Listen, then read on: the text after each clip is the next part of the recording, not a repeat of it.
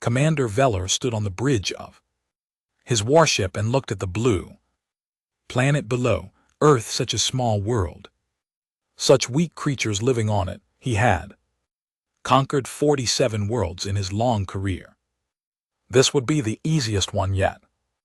Commander, the scans are complete, his second officer said. The officer's name was Mordek, and he had more scars than any soldier Veller had ever seen. The humans have primitive weapons, chemical explosives, metal projectiles, nothing that can harm our shields. Veller smiled, his forearms crossed over his armored chest. How many warriors do they have? Millions, sir. But they are fragile, their bodies break easily. They have no natural armor, no claws, no venom. They should not last more than a few hours against the Crimson Talons. The Crimson Talons, 10,000 of the Kryn Empire's finest shock troops. They had never lost a battle. They had burned cities on dozens of worlds. They had made entire species kneel and beg for mercy. Send the demand for surrender, Veller ordered. Let them know the Kryn Empire has arrived. The message was sent. Veller expected an immediate response. Fear, panic, perhaps some brave fool trying to negotiate. Instead, the humans took 6 hours to reply. When they did, the message was simple and strange. You have 24 hours to leave our system. This is your only warning. The bridge fell silent. Then Veller began to laugh. His officers joined him, even the scarred Morag managed to smile, though his eyes looked troubled. They warn us, Veller roared with laughter. These soft creatures warned the Crimson Talons. Prepare for immediate assault. I want to be standing in their capital city by tomorrow. Mordek stepped forward.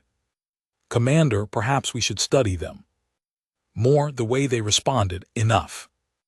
Veller's voice cut like a blade. I have fought species with armor like stone. I have fought species with acid blood. I have fought species that could survive in the void of space. These humans are none of those things. They are prey that thinks it is a predator. We launch in 1 hour. The dropships fell from the sky like meteors. They landed in a city the humans called Sol. Veller expected chaos, running, screaming. Instead, streets were empty, quiet, too quiet.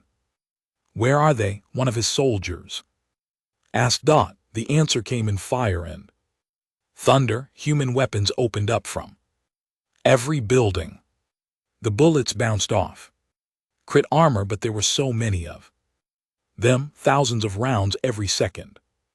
The Crimson Talons advanced, their plasma rifles cutting through concrete and steel. Then Veller saw his first human soldier up close. The man wore green armor that looked like it was made from cloth and metal plates. He held a rifle that seemed crude and simple. The soldier's name tag said to Sung. He was bleeding from his shoulder. A plasma bolt had burned through his armor. The human should have been dead or running.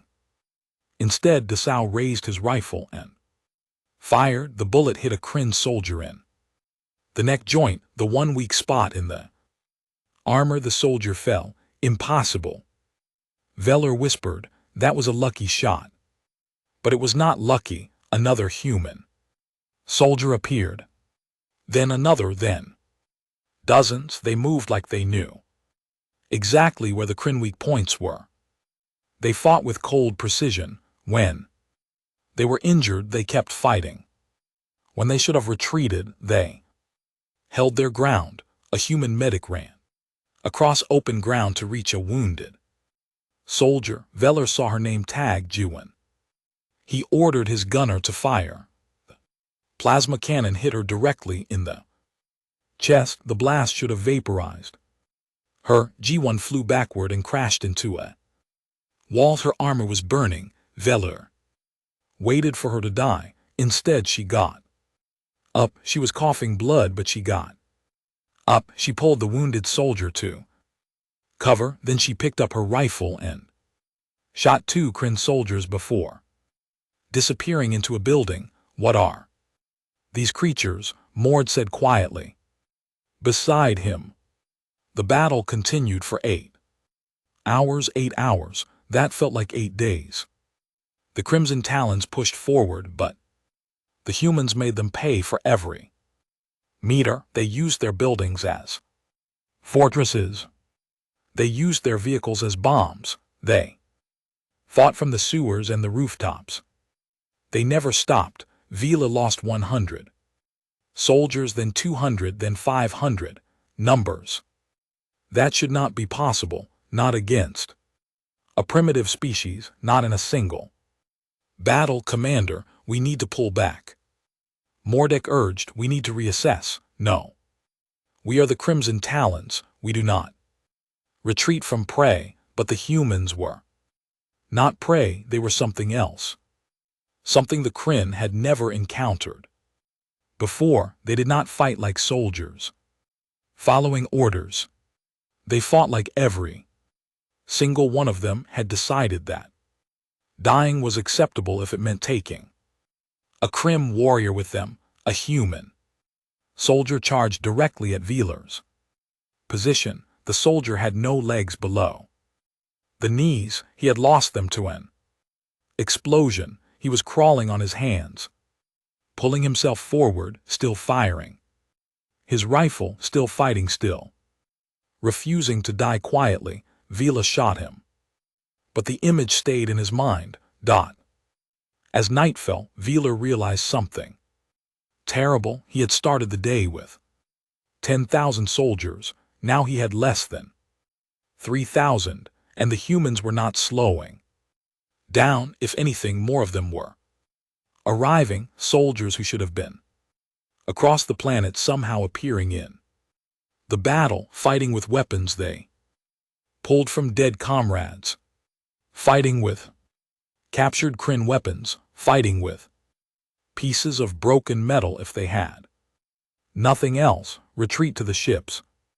Velar finally ordered. The words tasted like poison. The retreat became a route. The humans hunted them through the streets. By the time Vila reached his dropship, only 800 soldiers remained.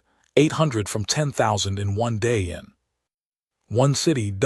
As his ship climbed toward orbit, Velar saw more cities below. Millions of humans. If one city could do this, what would the whole planet do? The main fleet was gone. Humans had somehow destroyed it. Velar only learned this when his dropship found debris where his warship should have been. Only one transport remained, heavily damaged. Get us out of this system, he ordered. Maximum speed. Mord looked at him with those scarred eyes. What do we tell High Command? The truth. That we have made a terrible mistake. Only one ship escaped Earth. Only one ship to carry the warning. But Velar knew the truth, even as his ship jumped to faster-than-light travel. The Kryn Empire would not believe him. They would think he was a coward. They would send another force. They would send warriors who thought they were the strongest. And those warriors would learn what Velar had learned. The humans looked weak. They looked soft. They looked like prey, but they were not. They were something far more dangerous. They were survivors who had decided that their home was worth dying for. And when a species decides that, when every single member decides that, they become unstoppable. Velar's last thought before reaching the communication station was simple. May the gods have mercy on whatever force they send next, because the humans will not hunt. Master Crochin did not believe the report from the first wave. 10,000 Crimson Talons destroyed by primitive humans. Impossible. The survivors must have been cowards, they must have run. Instead of fighting, the Crimson Talons were weak, he told his gathered void. Reapers, they fought like regular soldiers, but we are not regular soldiers, we are hunters, we are death itself. The Void Reapers stood in perfect silence. Each one was a masterpiece of biological engineering. Stronger than normal Kryn, faster, smarter, their armor could bend light, making them nearly invisible. Their weapons could pierce any known material. They had ended rebellions on 23 worlds. They had never failed a mission. Kroin brought 1,000 Reapers to Earth, not 10,000 like the first wave. He did not need 10,000. 1,000 hunters would be enough to break the humans. We will not make the mistake of open battle, Kroin explained to his team leaders. We will insert silently. We will eliminate their leaders, their generals, their politicians, their scientists. When the head is cut off, the body dies. The plan was perfect. Void Reapers were perfect. Nothing could go wrong. Everything went wrong. The insertion was flawless. The Reapers dropped into Earth's atmosphere in stealth pods. No radar detected them. No sensors picked them up. They landed in darkness across 5 major human cities. They activated their camouflage and became invisible. Kroin led a team into a city called Tokyo. Their target was a human military command center. 6 Reapers moved through the streets like ghosts. No human could see them. No human could hear them. Then a human soldier turned and looked directly at Krachin. The soldier's name tag said Taeyang. He raised his rifle and fired. The bullet hit Kroc's shoulder, finding the gap between armor plates. Contact. Krachin shouted, "How did he see me?" Tang was already moving. More human soldiers appeared. They were not looking around blindly. They were looking exactly where the Reapers were, as if the camouflage did not exist. They can see us, one of Kroc's Reapers said in disbelief. Impossible. Our technology is centuries ahead of theirs. That the humans could see them or hear them or smell them, Krachin did not know how. But they could detect the Reapers, and once detected, the hunters became the hunted. The humans fought differently than the first wave had reported. They did not stand and trade fire. They used ambush. They used traps. They fought like they had been hunting invisible enemies their entire lives. In Paris, a team of Reapers walked into a building that seemed empty. A human engineer named Me had rigged the entire structure with explosives. When they Reapers were inside, she detonated the charges remotely. The building collapsed. 15 Reapers died in seconds. In New York, the humans used their sewers to move unseen.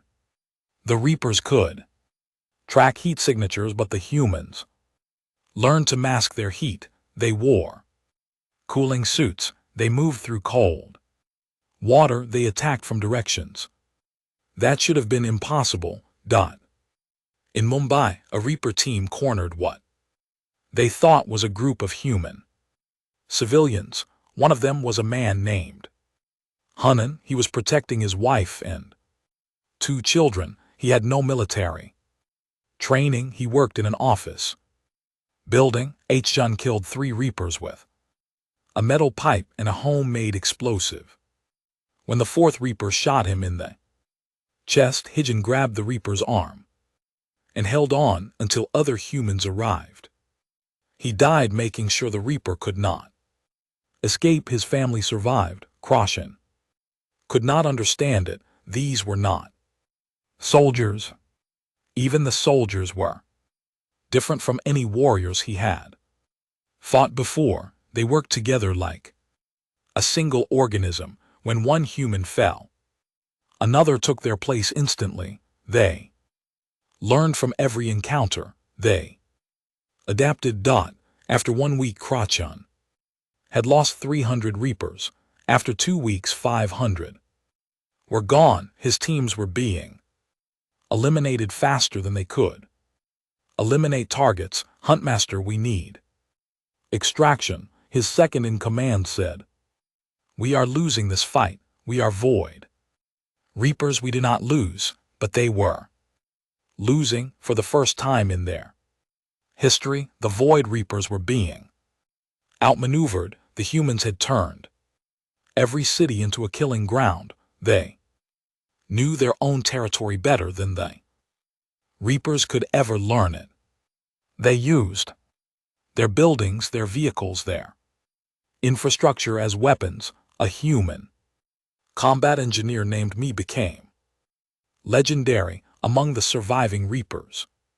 She could turn a city block into a death trap in hours. She used their own technology against them. When Reapers tried to track her, she led them into ambush. She killed 40 Reapers personally before Krachan decided she was too dangerous to pursue. The humans also learned to use captured Reaper weapons.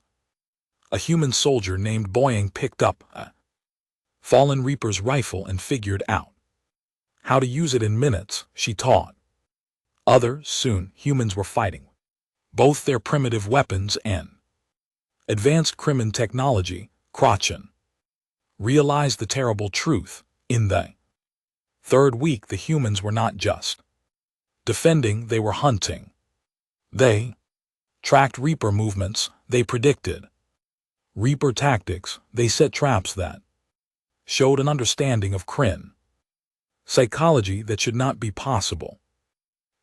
In London, a Reaper squad walked into what looked like a human military base. It was actually a trap set by human commander named Tiang and his entire battalion. They had studied Reaper attack patterns. They knew the Reapers would target the base. They let the Reapers walk in, then they sealed every exit and killed all 20 Reapers in the building. They are learning faster than we can adapt. Krachan admitted to himself it was the hardest thing he had ever said. In the 4th week, Krachan had only 200 Reapers left. 200 from 1,000. The humans had lost tens of thousands of soldiers, but they had millions more. And every human soldier who survived was now experienced in fighting Reapers. The humans started coordinating across the entire planet. Information about Reaper tactics spread instantly. A trap that worked in Beijing was used in Snow Polo an hour later.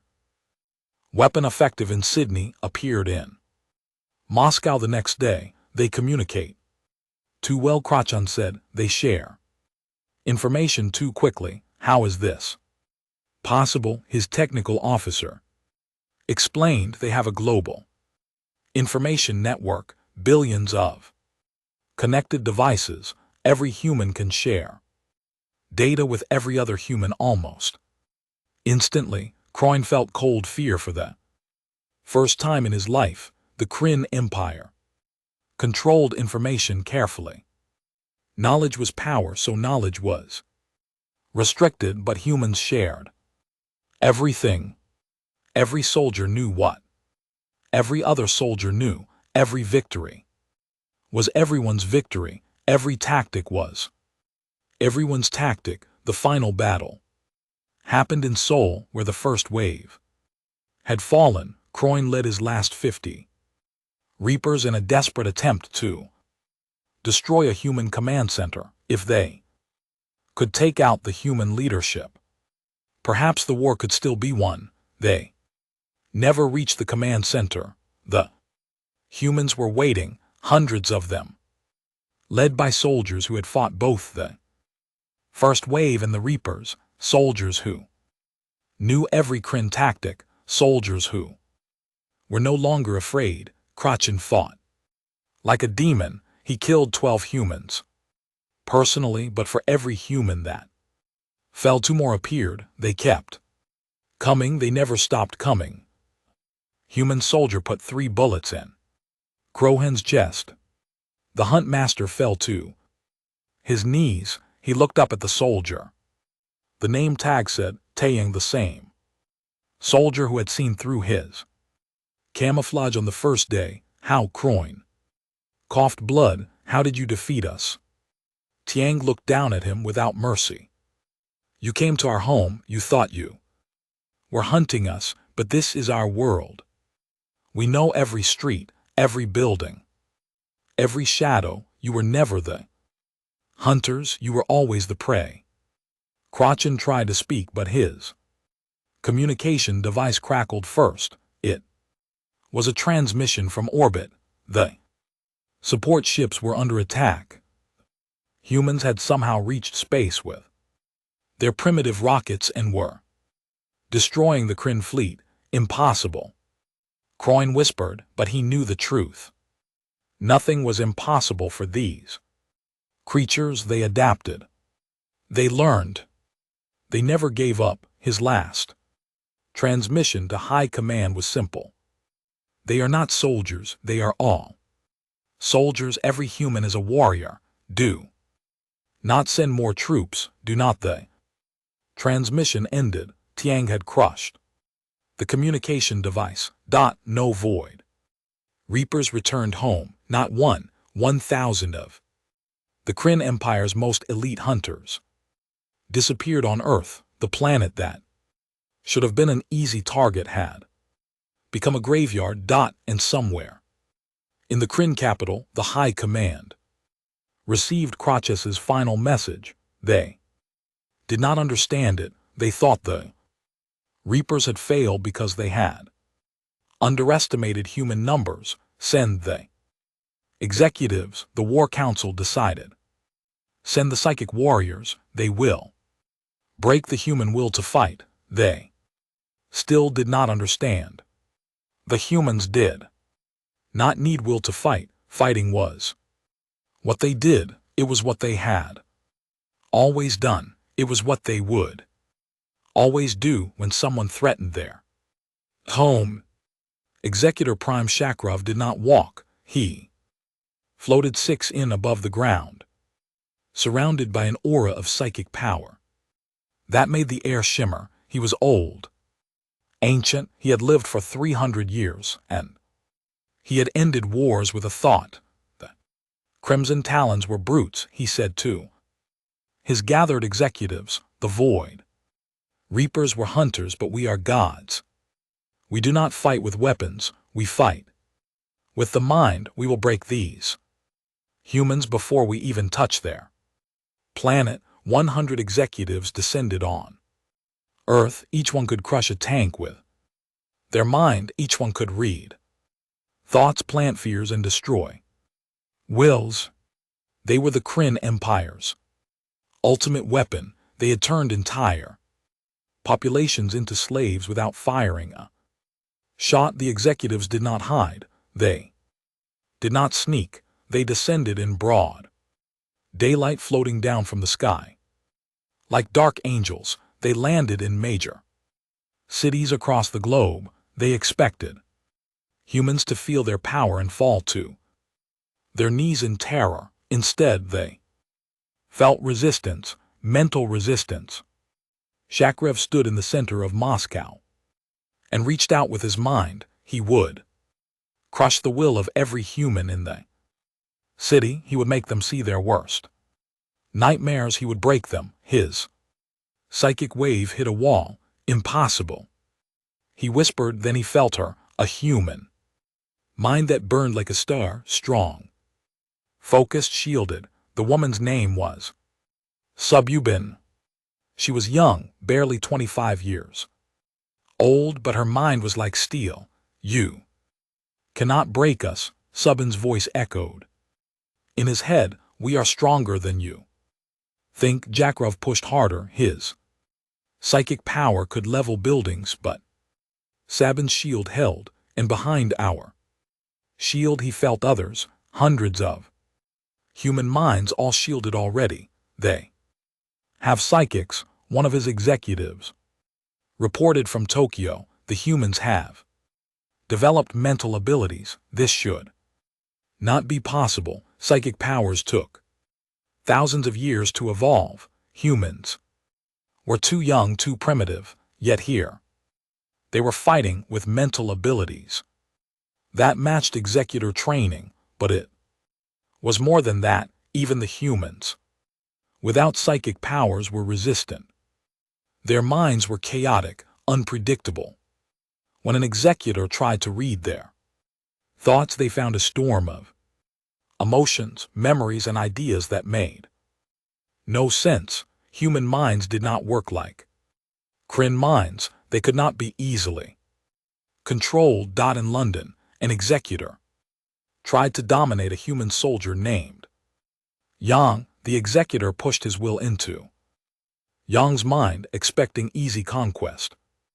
Instead, Yang started laughing. Is that all? Yang said out loud. I've had worse headaches from drinking too much.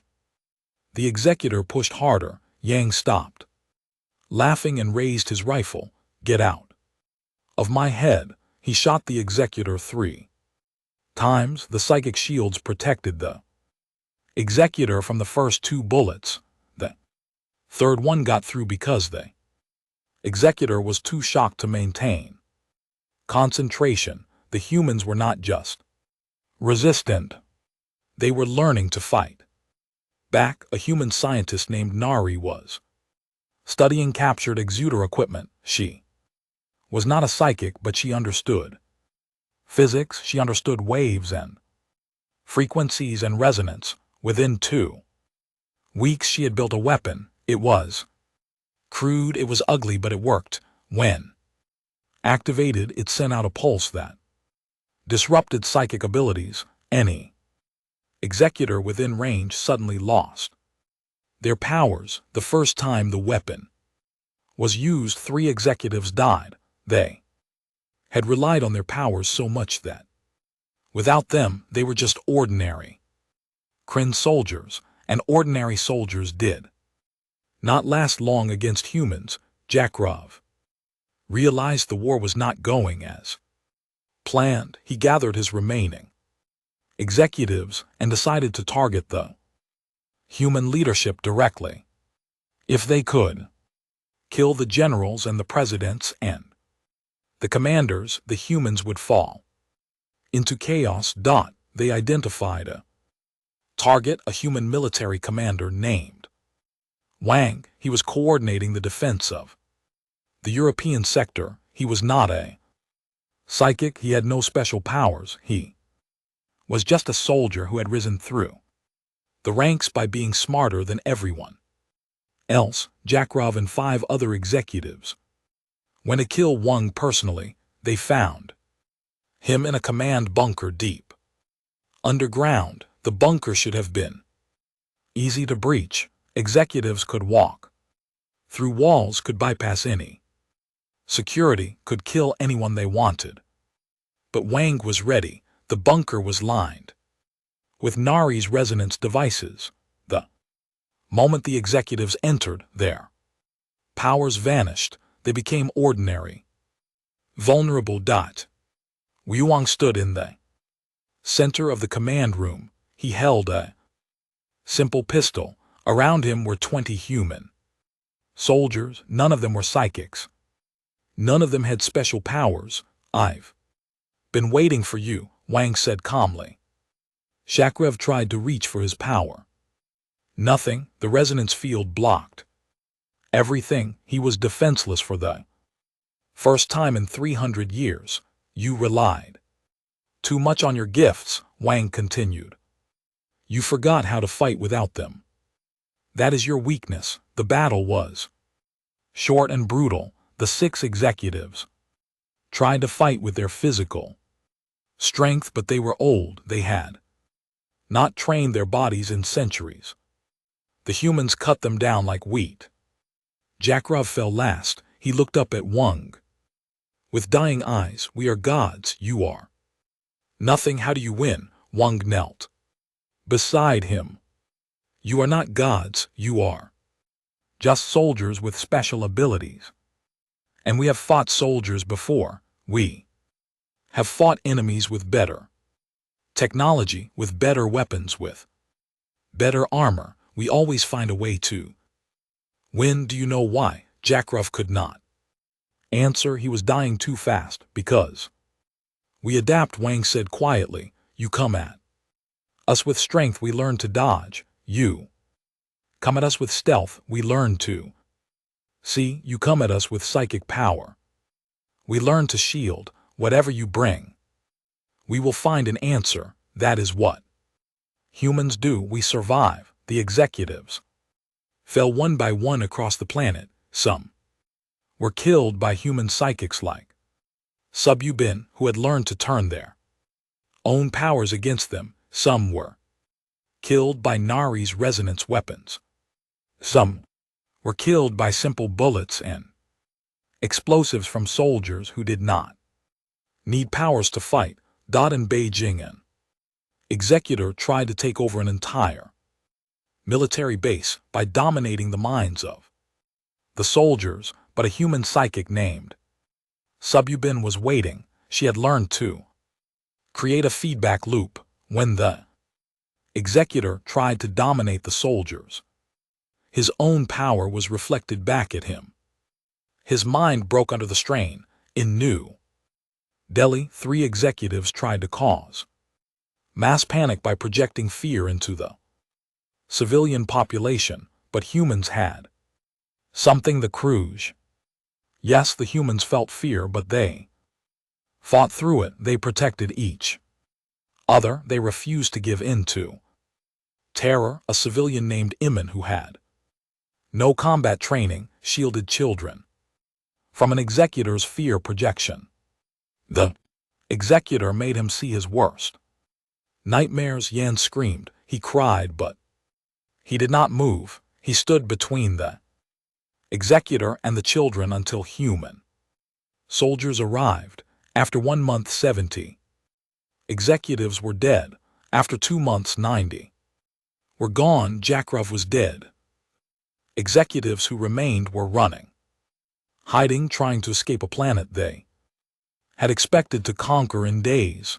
The last surviving executor transmitted final message to Kryn High Command. His name was Talver, and he was young for an executor, only 70 years old. He had believed in the mission. He had believed in the power of the executives. Do not send more, he transmitted. They cannot be broken. We tried to break their minds. They broke ours instead. We tried to make them see fear. They showed us what real fear is.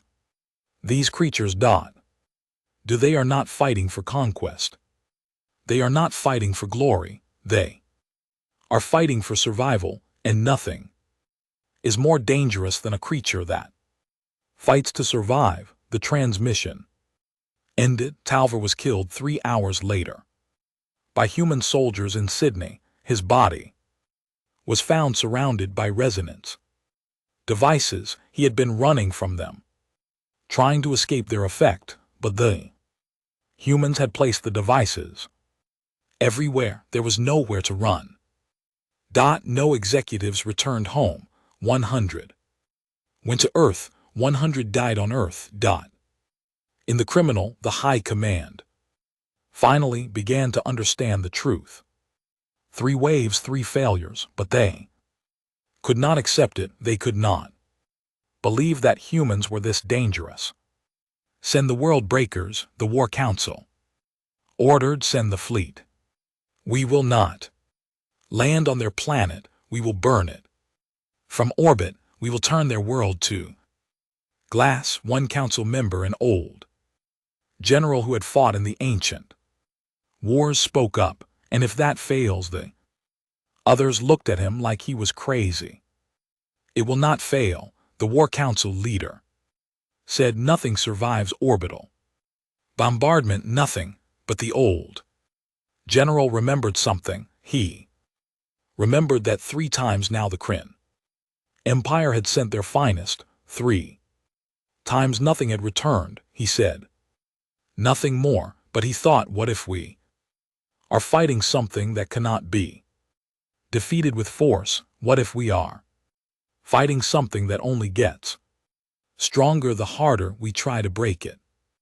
What if we have made a mistake that will destroy us all? Arch-General Fulmach commanded the World Breaker fleet from his flagship. The eternal devastation. He was not like the commanders who had come before. He was not arrogant, he was practical. He had studied the reports from the first 3 waves. He had watched the recordings. He had learned the others failed because they tried to fight the humans on the ground. He told his fleet captain, they went down to the surface, and the humans killed them. We will not make that mistake. We will stay in orbit. We will burn their cities from space. We will turn their oceans to steam. We will crack their continents, and we will never set foot on their cursed planet. The World Breaker fleet consisted of 50 capital ships. Each one carried enough firepower to destroy a moon. Together they could sterilize a planet in days. No ground troops, no boarding parties, no risk. It was the perfect plan. The fleet arrived at Earth and immediately began bombardment. Nuclear missiles fell like rain. Plasma beams carved through cities. Kinetic weapons struck with the force of asteroids. The humans had no defense against this kind of attack. Their shields could not reach orbit. Their weapons could not penetrate starship armor. Los Angeles disappeared in nuclear fire. Mumbai burned under plasma strikes. Shanghai was hit by 3 kinetic weapons that shattered the surrounding area for hundreds of miles. Millions of humans died in the first week. They are breaking, Fulmach said with satisfaction. Soon they will surrender. But the humans did not surrender. They evacuated. They moved into underground bunkers. They spread out across their planet. They adapted. And they fought back in ways Fulmach did not expect. A human pilot named Io launched from a hidden base in Korea. Her fighter was small, primitive. It should not have been able to reach orbit, but it did. Human engineers had strapped additional fuel tanks to the fighter. They had added boosters. They had turned a simple aircraft into a spacecraft through sheer determination and duct tape. Is not alone. Hundreds of human pilots launched in modified fighters. They swarmed the World Breaker fleet like angry insects.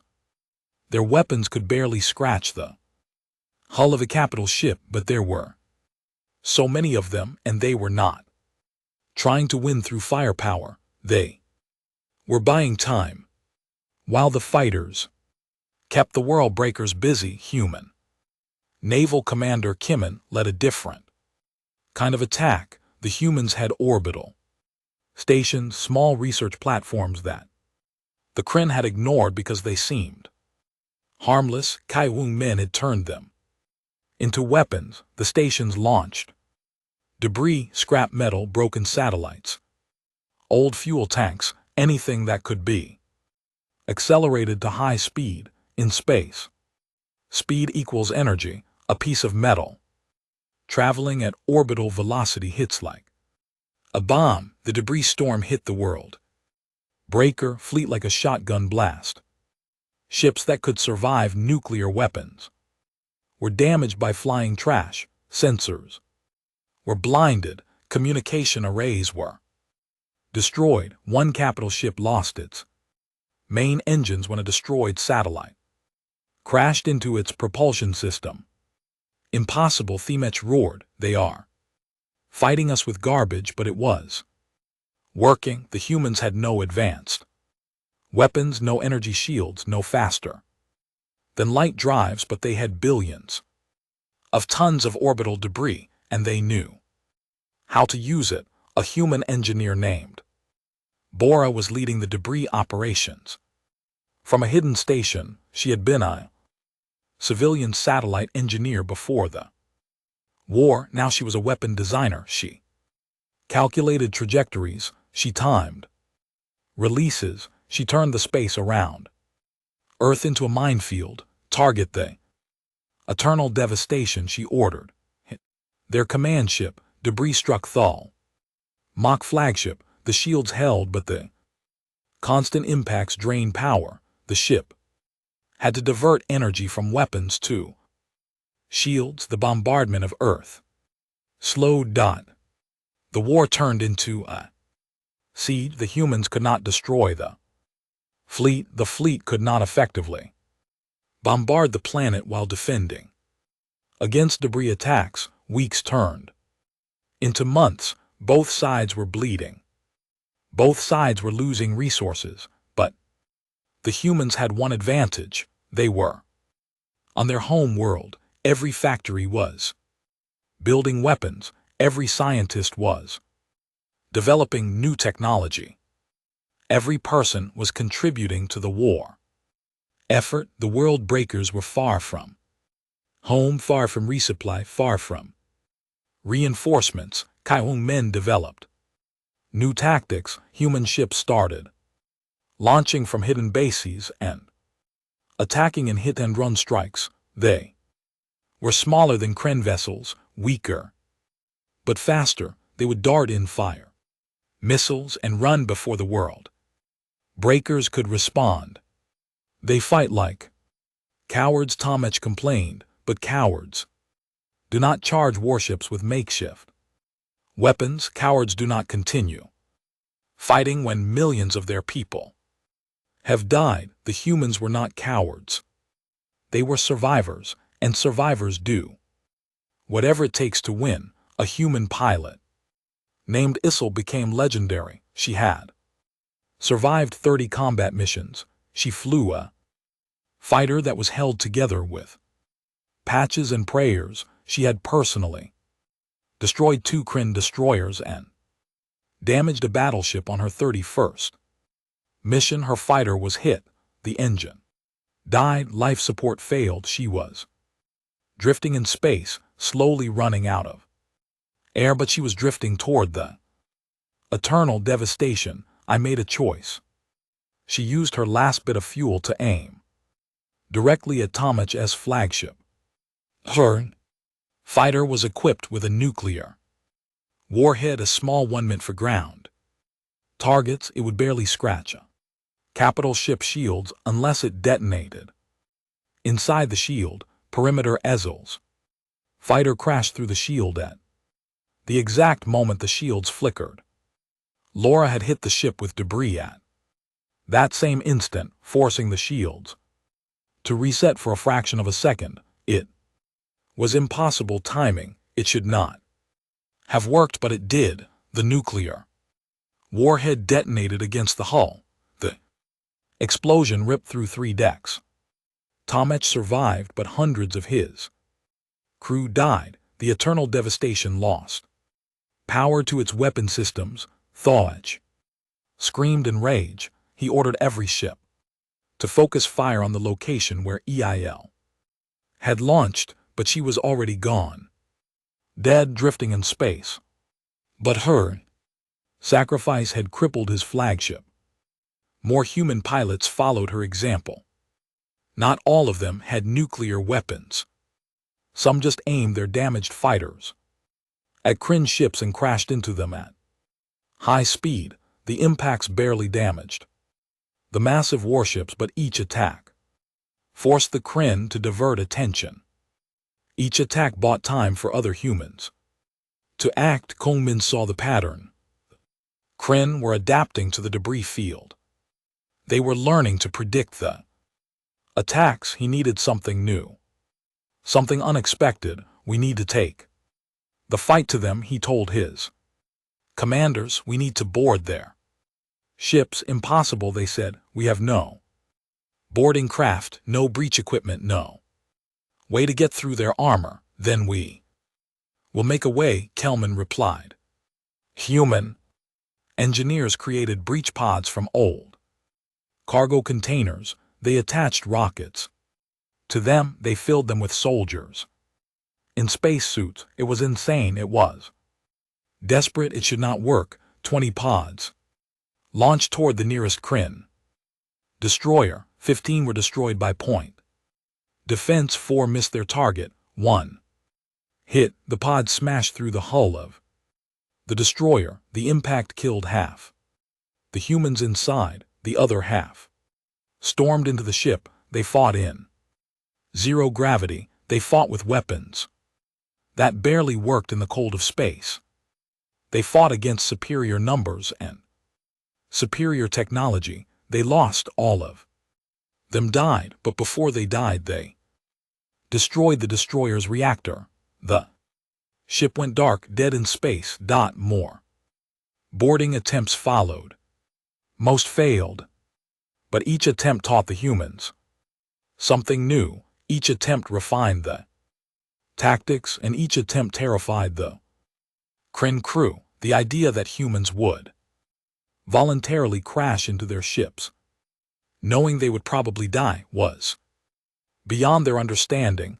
A human pilot named Hayu volunteered for a suicide mission. His fighter was too damaged to return to Earth. He was going to die anyway, so he aimed his fighter at the eternal devastation and accelerated to maximum speed for Earth.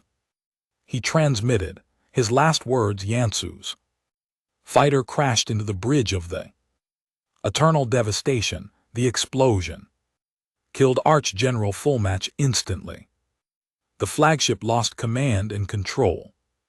Without their commander, the World Breaker fleet fell into chaos. Kyle Yuang Men saw his chance. All ships, full assault, hit them now while they are disorganized. The human fleet attacked. They were outnumbered. They were outgunned, but they were unified.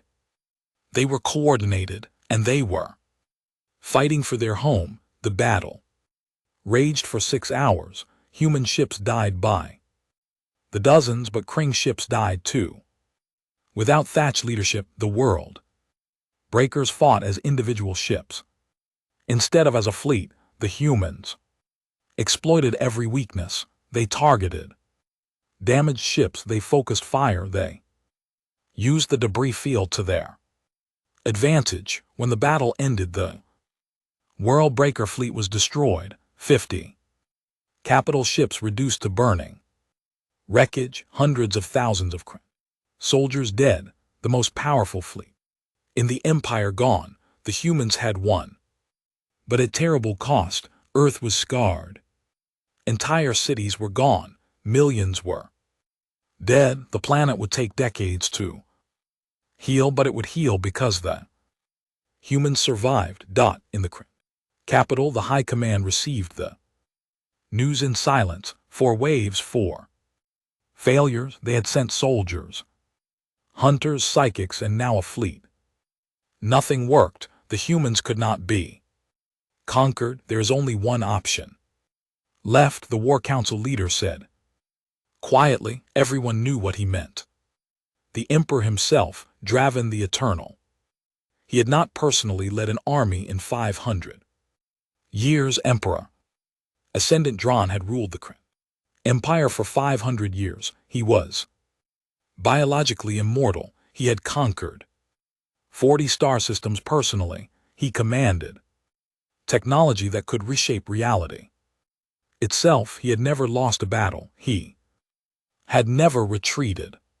He had never shown mercy. I will end this myself, he declared to his court. The humans have embarrassed us for the last time. I will show them what true power means. He assembled the Annihilator Armada. Every ship was equipped with weapons that could pierce dimensions. Every soldier was hand-picked from the elite guard. The fleet was so powerful that other species surrendered at the mere news of its deployment. The Armada arrived at Earth's solar system with overwhelming Force, Dravan expected to find a broken species, a desperate people ready to beg for mercy. Instead, he found a unified humanity preparing for war. Every human nation had put aside their differences. Every military force was coordinated. Every civilian was contributing. The planet was one massive war machine, all focused on a single goal: survival. Human Fleet Admiral Jinnu commanded the defense from an orbital station that had been converted into a fortress. He was old. He had fought in all 4 previous waves. He had lost friends, family, and comrades, but he had never lost hope. The Emperor comes, he told his commanders. This is everything they have, everything we have been preparing. For we win this or we die. There is no middle ground. On the ground, Commander Sujin led the unified human military. She had started the war as a lieutenant. Now she was a general commanding forces. From 100 nations, she stood in a command center deep beneath what used to be Seoul. All units prepare for a final defense, she ordered. The Emperor will try to break us from orbit first, then he will land. When he does, we show him that Earth is not for taking. In the civilian government, a leader named Hunzin addressed the entire planet via every communication system available. His speech was simple, direct, honest. We have fought 4 waves, we have lost millions, our cities are burned, our world is scarred, but we are still here. We are still standing. Today the Kryn Emperor comes to finish us. We will show him the same thing we showed his armies. Humans do not give up ever, for our children, for our future, for Earth. The battle began with an orbital bombardment that made the World Breaker fleet attack look gentle. Dravan ships fired weapons that tore holes in reality, beams that could pierce any defense, missiles that tracked their targets through multiple dimensions. The human fleet died quickly. They fought bravely, but they were massively outmatched. Jin Wu's flagship was destroyed. He survived in an escape pod, watching his fleet burn. But the fleet sacrifice bought time. Time for the ground forces to prepare. Time for the hidden weapons to activate. Time for the trap to be set. Dravan was not foolish. He had studied the previous failures. He knew the humans were dangerous on their own ground, so he would not give them the advantage. He would land with overwhelming force in multiple locations simultaneously. 10,000 elite Kryn warriors descended. Dravan himself led the assault on Seoul. He floated down from the sky, surrounded by an aura of reality warping power. He was magnificent, terrifying, unstoppable. Sujin watched in him land. She had prepared for this moment. Around her were soldiers from every nation, veterans who had survived all 4 waves. Among them were names that had become legendary: Desang, who had fought the first wave; Taeyang, who had hunted the Void Reapers; Subin the Psychic, who had broken the executives; MJI the engineer, who had turned cities into death traps. Hold, Sujin ordered. Wait for my signal. Dravan walked through the ruins of Seoul. His soldiers spread out around him. He reached out with his power, expecting to sense human fear. Instead, he felt determination, anger, defiance. Come out, he called in a voice that shook the ground. Face your Emperor, face your doom. Sujin gave the signal. The ground erupted. Humans emerged from every building, every tunnel, every hiding place. They had let the Kryn land. They had let them think they were in control. Now they showed the truth. A human scientist named Yoonji had spent the months between the fourth and fifth waves developing new weapons. She had studied every piece of captured Kryn technology. She had pushed human science to its limits and beyond. Her weapons did not rely on primitive explosives anymore. They used captured Kryn power cores. They used modified psychic amplifiers. They used technology that humans had no business understanding but had learned anyway. Because survival demanded it, the first weapon hit Draven's shield. The Emperor laughed. Your weapons cannot. The shield shattered. Doctor a single quotes, villain staggered. Impossible. His personal shield could withstand a nuclear blast. But Yunji's weapon was designed specifically to break Kryn's shields. It used the same frequency as their own power systems. It turned their strength against them. Now Sujin shouted. Human soldiers attacked from every direction. A soldier named Dongwu charged directly at a Kryn elite guard. He was shot 3 times but kept coming. He tackled the alien and detonated a magnetic mine that destroyed them both. A sniper named Ara hit Kryn soldiers with bullets modified by Yunji. Each round carried a small charge that disrupted Kryn armor at the molecular level. She killed 15 before they even knew she was there. A heavy weapon specialist named Sajin fired a weapon that should not exist. It was a Krasma cannon modified to run on human power cells. It overheated with every shot. It would probably explode after a dozen uses, but it could kill Kryn soldiers and their armor, and that was all that mattered. Draven recovered from his shock and unleashed his full power. Reality bent around him. Gravity reversed. Time slowed. He was not just a soldier, he was a force of nature. 500 humans died in seconds, but 500 more replaced them, and 500 more after that. The humans kept coming. They did not care about the Emperor's power.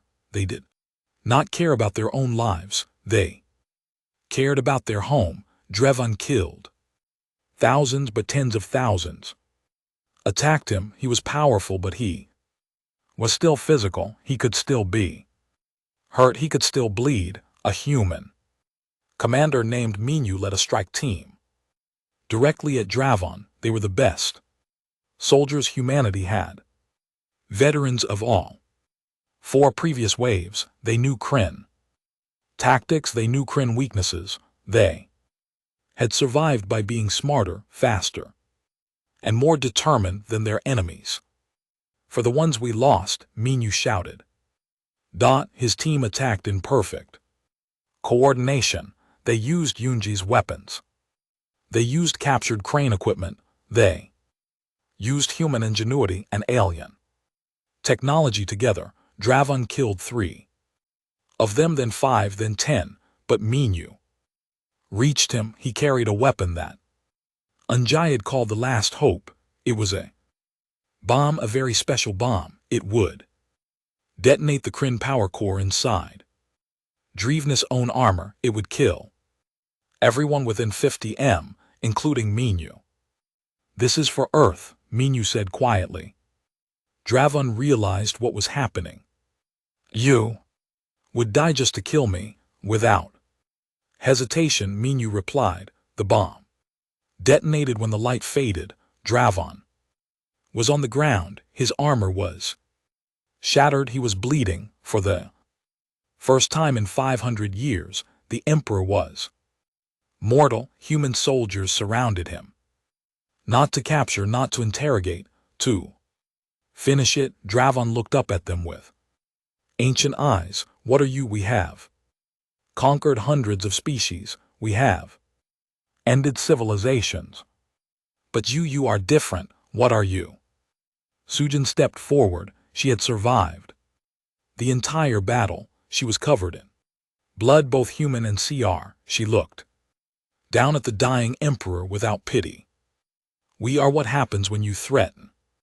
Our home, she said simply, we are what happens when you give us no choice but to fight. We are survivors and we will do anything, sacrifice anything to protect what is ours. Draven tried to speak again, but his voice failed. He died in the ruins of Sol, surrounded by the species he had tried to exterminate. Across the planet, the Annihilator Armada fell, without their emperor.